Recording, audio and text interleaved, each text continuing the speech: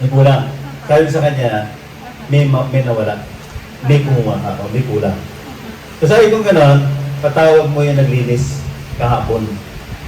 So pagdating, kinausap ko. Pagharap pa lang sa akin, hindi. Baka makilala na. Sabi ko lang sa kanya, I don't want you to feel offended. Ako, I'm talking to you dahil may nangyari ka ako.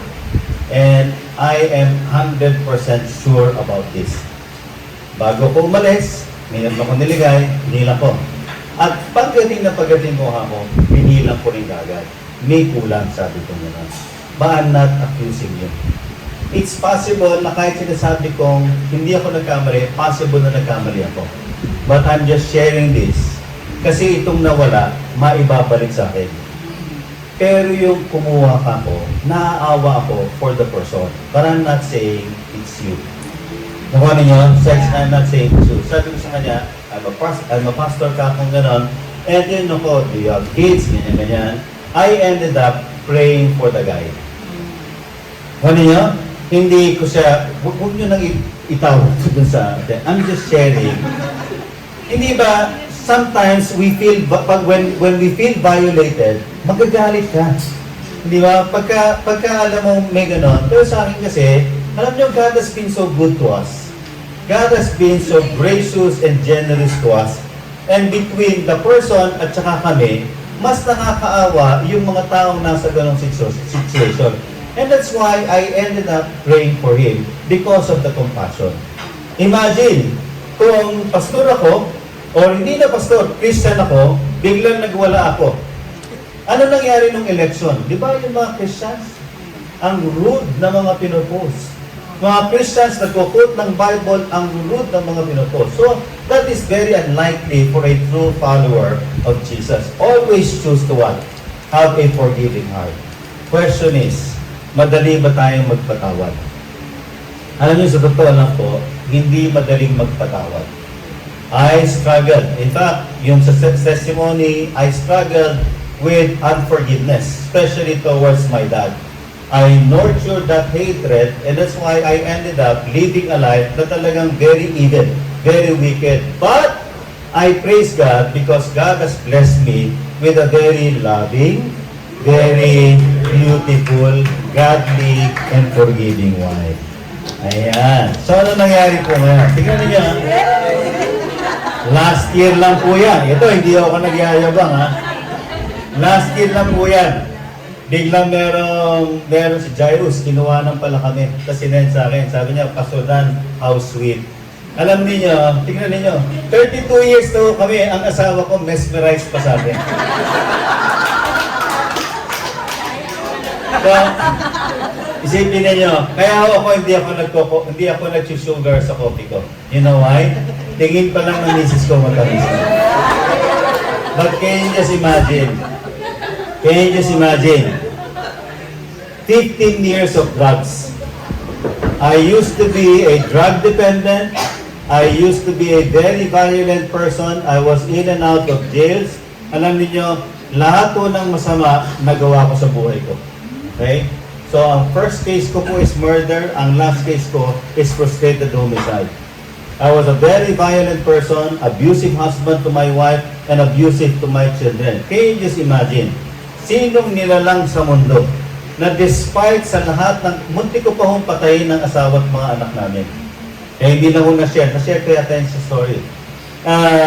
It was during the time that I was living in with somebody else. We separated for 3 years. And on the second year of separation, I was heavily into drugs. And totoo po yan, ang drug addict, kung ano-ano na naiisip mo. And there was one time, while driving, meron pong talagang bumubulong sa isip ko, para wala kang problema, patayin ko na lang ang asawa at anak mo. So ang ginawa ko po, immediately, pinuntahan ko yung asawa ko, sabi ko sa kanya, akit kayong lahat sa taas. Pagdating sa taas po, merong collapsible tent yung mga bata. Pagpasok nila sila sa loob ng tent, I was about to shoot them. First, my youngest that time, si Renzo, he was 2 years old. But when I was about to shoot him, when I was about to pull the trigger, alam niyo si Renzo, tumawa po ng sobrang lakas. It's as if parang sobrang saya na yung tatay niya makikipaglaro sa kanya. Ganun po yung tawa niya. Okay, sa sobrang saya niya, and that prevented me from pulling the trigger. So imagine niyo po, alam niyo talagang para akong binuhusan ng tubig na malamig. Hurriedly, umalis ako ng bahay, na total wreck po ako, na aksidente ako. Hindi lang po yan. Talagang kung merong garapal, meron po akong kasama dito, ganyan kami siguro. Garapal ako sa salbahay ng babae. Nakikipag-usap ako sa liting ko, nandyan na asawa ko sa tabi. So imagine, nung nag-iwalay kami mag-asawa, etong mini-message ni Don sa akin, I love you more and more each day, and I forgive you every day. Imagine, I love you more and more each day, and I forgive you every day. Saan po nanggaling yun? Hindi ko naturally mabait yung asawa ko. She was able to do that because of the work of God in her life. Diba? You always have to choose to forgive. And can you just imagine, who would ever imagine na yung isang kagaya ko po na wala ng direksyon sa buhay ay magiging servant pa ng Panginoon?